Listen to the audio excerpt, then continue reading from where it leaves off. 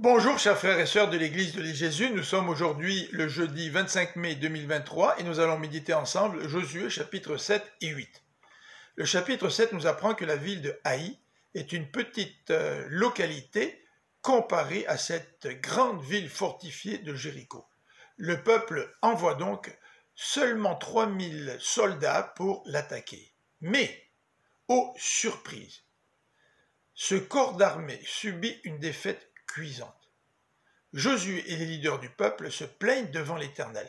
Pourquoi une telle défaite? Les Cananéens vont reprendre courage. Dieu va leur répondre en leur disant « Je ne serai plus avec vous si vous ne réglez pas le problème. Je vais demain identifier le coupable par tirage au sort. Purifiez-vous donc, demande l'Éternel au peuple. » Le lendemain, le sort tombe sur Akan et sa famille.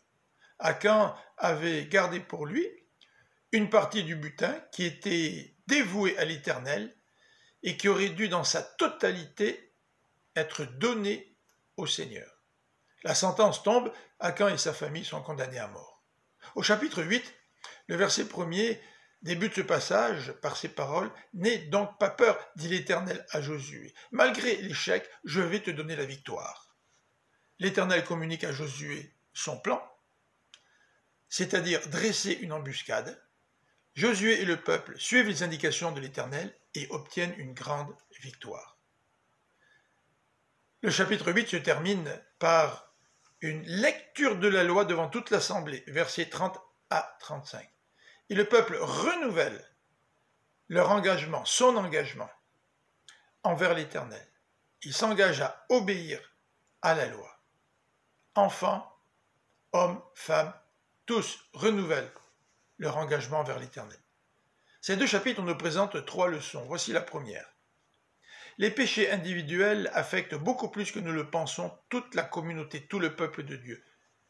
Nous sommes tellement individualistes que notre vie ne concerne que nous-mêmes. C'est ce que nous croyons.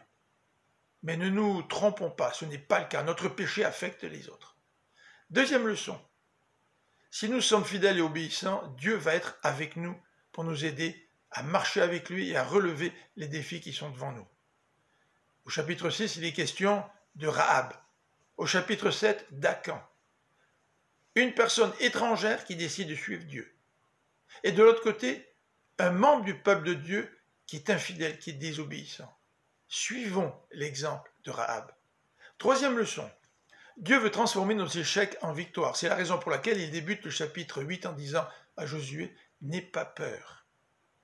Si nous revenons à lui, Dieu va nous permettre de vaincre nos échecs, de vaincre notre peur en nous donnant la victoire. Que le Seigneur vous bénisse. Je vous souhaite une bonne fin de journée. À demain.